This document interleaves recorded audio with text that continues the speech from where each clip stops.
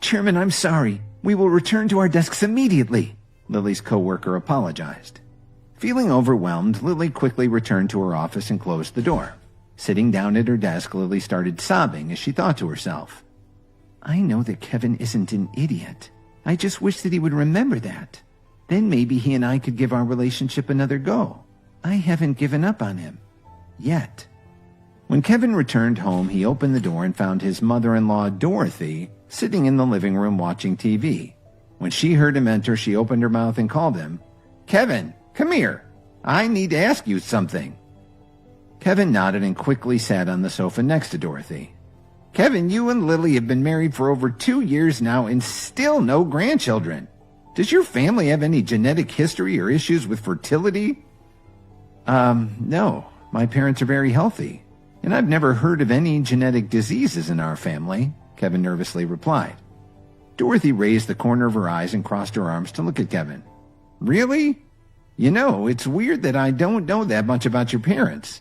Maybe we should schedule a doctor's appointment for you and your parents to get tested. That way we can see if there are any bad genes on your side. There's no need. I have always been in good health. I don't want to waste any money, Kevin awkwardly responded. Why are you being so defensive? All that I'm asking is for your parents to get a checkup. Honestly, Kevin, it's for their own good. I won't take no for an answer. Now I have to go run an errand, but I'll see you tonight at the family get-together. After his mother-in-law left the room, Kevin shook his head and checked his watch. I need to change ASAP. I'll deal with my mother-in-law's issue later. I have a class reunion to attend. After changing his clothes, Kevin hopped on his motorbike and rode to the fanciest hotel in Chicago, the Rose Hotel.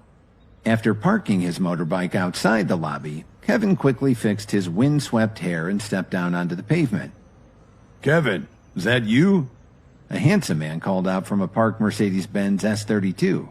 The man stuck his head out of his car window and flashed $1 million smile at Kevin. The moment Kevin saw him, his eyes were filled with surprise. Tucker, look at you. You haven't aged a day. Something tells me you're still just as popular as you always were. Tucker grinned back. Let's just say I'm a lucky guy. Glad to hear. That's a nice car you've got there. Tucker looked at Kevin's motorbike. And you're still as eccentric as ever. Did you really ride that here? Yes, it was one of the first things that I bought with my own money. Earning something feels different than being handed it. Tucker paused and shrugged his shoulders. Cool story, bro. What do you say? Should we head in and see who's aged beautifully and who's aged poorly? As soon as Kevin and Tucker entered the ballroom, everyone turned to greet them. Tucker, it's so good to see you, a familiar man yelled. Tucker waved back. And look who I brought with me. Little Kevin is all grown up. The man waved to Kevin and then whispered to another student. Kevin was always a bit of an outsider back in high school, but now he's hanging out with someone as cool as Tucker. Maybe there's more to Kevin than meets the eye. I think you're right, the former classmate replied. Looking around the room, Kevin thought to himself, wow, I'm the most underdressed person here. I like being underestimated. With a big smile, Kevin turned to his right. Hey, Tucker, I'm going to go grab a seat. Let's catch up more later. Sure thing, dude, Tucker replied. Sitting at an empty table, Kevin was happy to have a little space. It had been a while since he had seen everyone, and it was nice to be able to sit back and take everything in. Kevin gasped when he saw his former classmate, Britney, enter the room. Wow, she looks stunning. I'm not surprised, though. Britney was the most popular girl in high school. I figured she would have left Chicago by now. Just as Kevin lifted his hand to wave at Britney, Tucker quickly jumped in front of him and yelled, Hey, Brit, did you forget about me? Britney walked over with an all-knowing smile on her face. Tucker, you haven't changed one bit. Tucker laughed. You say that like it's a bad thing. Britney tilted her head to the side and laughed. We did date on and off throughout high school, so it can't be too bad. You're right, Brit. We had some good times back in the day. But look at you now. You look amazing. What are you up to? Britney bit her bottom lip. Well, I know it's a bit cliche, but I'm about to sign with an agency.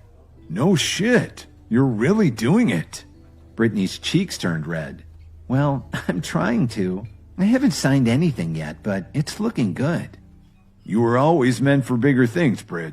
To think, I'll be able to say I knew her when. Tucker grinned. Suddenly, a group of girls sat down at the table with Kevin. One of the girls turned to the other and whispered, I heard that Britney is about to become a superstar. She's too sweet to ever brag about it, but Britney is going to sign with Williams Media next week. Another girl replied, No way. Williams Media is the biggest media company in America. If Britney signs with them, then she'll be famous before we know it. A small mousy girl popped up from her seat. I'm going to ask Britney for an autograph. The two other girls nodded. Good idea. It might be worth something one day. Hey, Britney, can we get your autograph? The three girls harmonized as they stepped in between Britney and Tucker. Seeing Britney handle them with grace and humility, Kevin smiled to himself. Good for Britney. I'm so glad that she's still pursuing her dream.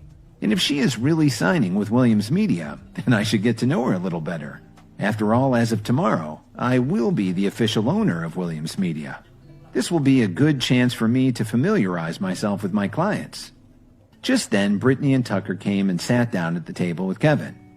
Turning to his right, Kevin gasped to himself. Just my luck. Britney sat down right next to me. Something tells me I'm going to love running Williams Media. I'll finally have a chance to create my own empire. Looking into Britney's beautiful almond-shaped eyes, Kevin smiled to himself. But first things first, I need to go talk to my newest client. Don't let your excitement die! The full audio series is on the Pocket FM app. Tap the link in the description to install now.